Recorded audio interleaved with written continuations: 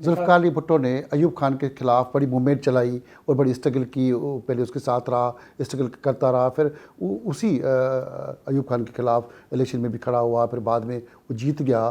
اس کا نتیجہ وہ جو ڈکٹیٹر اس کے پیچھے پہ لگے رہے، پھر ایک دوسرا ڈکٹیٹر اس کو سولی پہ بھی لٹکا چکا۔ آپ یہ سیاست میں ذوالفقار علی بھٹو کے ساتھ آئے اور اسی اسٹوڈنٹس کے زمانے میں اس وقت کو کس طرح دیکھتے ہیں؟ میں شہید ذوالفقار علی بھٹو کو سلطان سمجھتا ہوں، سیاست کا، سلطان ٹیپو ملک کا، سمجھتا سیاست ہوں، کا، جنہوں نے اپنی جان دے دی لیکن اپنے اصولوں سے نہیں ہٹے۔ تو اسی وجہ سے میں انفلوئنس ہوا ان کی اسٹرگل سے، ان کی جدوجہد سے۔ انہوں نے سر نہیں جھکایا، سر کٹایا۔ تو ایسی تاریخ میں جو مثالیں ملتی ہیں تو میں یہ سمجھتا ہوں بہت کم مثالیں ہیں، اور میں یہ سمجھتا ہوں کہ اگر شہید ذوالفقار علی بھٹو قائد اعظم محمد علی جناح بانی پاکستان کے ساتھ ہوتے تو اس سے بڑا پاکستان ملتا، کیونکہ جو ریڈ کلف ایوارڈ تھا اس میں ہمارے ساتھ زیادتی کی گئی۔ بھٹو صاحب طالب علم تھے، انہوں نے قائد اعظم کو خط لکھا کہ میں آپ کے خیالات اور آپ کے نظریے سے متاثر ہوں، کاش میں طالب علم میں سفتا ہوتا تو آپ کے ساتھ اسٹرگل کرتا، جدوجہد کرتا۔ تو بھٹو صاحب is great man, he was, یعنی کہنا چاہیے ہسٹری میکر۔ قائد اعظم محمد علی جناح کی اس نے پاکستان بنایا، اور قائد عوام ذوالفقار علی بھٹو نے پاکستان کو آئین دیا اور ایک نئے راستے پہ لے چلا۔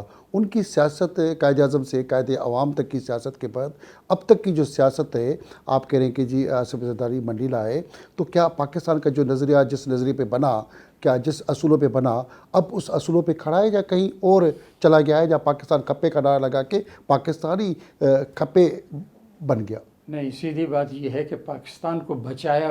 پاکستان کھپے کے معنی یہ تھے کہ پاکستان کو قائم رہنے کے لیے بنا ہے، پاکستان قائم رہے گا۔ پھر میں یہ دیکھتا ہوں کہ بھٹو صاحب کے کارنامے دیکھیں، سب سے بڑا کارنامہ یہ ہے کہ انہوں نے ایک ایسی پارٹی بنائی اتفاق رائے سے وجود رکھتی ہے، جس پارٹی نے نظریہ تبلیغ کی اور اس میں وفاقی نظام کو ترویج دی، اور عوام کو یہ خواب دکھایا کہ قائد اعظم جو پاکستان چاہتے تھے، میں اس پاکستان کے لیے جدوجہد کر رہا ہوں۔ اور اگر موقع آیا تو بھٹو صاحب اسی دھرتی کے اوپر شہید ہوئے۔ بھٹو صاحب نے کہا، I may be crushed by the evil forces but I will live in the history. تاریخ میں زندہ رہوں گا۔ اور پھر آج دیکھ کہ کتنے عرصے کے بعد سپریم کورٹ نے کہا کہ انصاف نہیں کیا گیا۔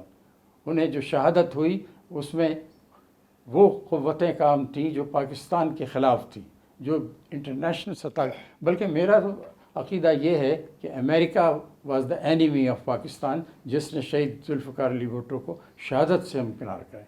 میں جب امریکہ کے سابق سیکرٹری فار فارن افیئرس سے بات کر رہا تھا تو میں نے کہا کہ یو آر ریسپانسبل، امریکہ از ریسپانسبل فار دی شہادت ذوالفقار علی بھٹو۔ امریکہ کی کیا وجہ تھی کہ شہید بھٹو کو انہوں نے مروایا؟ آپ کہہ رہے ہیں کہ کیا وجہ ہو سکتی ہے اس کی؟ اب آ جائیے، جو عالم اسلام کی کانفرنس کی، دیٹ واز دا بگننگ، اور امریکہ کو اگر یعنی مغرب کے ساتھ تصادم کسی کے ہے، مشرق و مغرب کے درمیان، حالانکہ محترمہ نے جو کتاب لکھی ہے ریکانسیلیشن، تو انہوں نے پرپوز کیا ہے کہ نیگوسیشن کے ذریعے ہمیں اپنے ایشوز کو سیٹل ڈاؤن کرنا چاہیے۔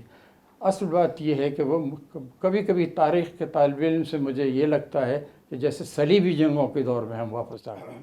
مغرب ہمارے خلاف ہے۔ مغرب کو بگننگ جب ہوئی، جب اسلامک کانفرنس شہید ذوالفقار علی بھٹو نے لاہور میں بلائی اور وہاں تمام اسلامی قوتوں کو یکجا کیا، that was the beginning of the and. یہ وہاں سے اسٹارٹ ہوتا ہے مغرب کے ساتھ ہمارے تصادم کا۔ لیکن ہم یہ سمجھتے ہیں کہ اسلام کے ساتھ نیگوشیٹ کر کے، جیسے کہ ذوالفقار علی بھٹو کا فلسفہ تھا، خود آپ یعنی سعودی عربیہ کے جو بڑے مدبر تھے انہوں نے بھی یہی کنسیپٹ دیا تھا، اور صحیح کہتے ہیں کہ اگر وہ حیات ہوتے تو آج یہ جو کچھ ہو رہا ہے پیلسٹائن میں یہ نہیں ہوتا۔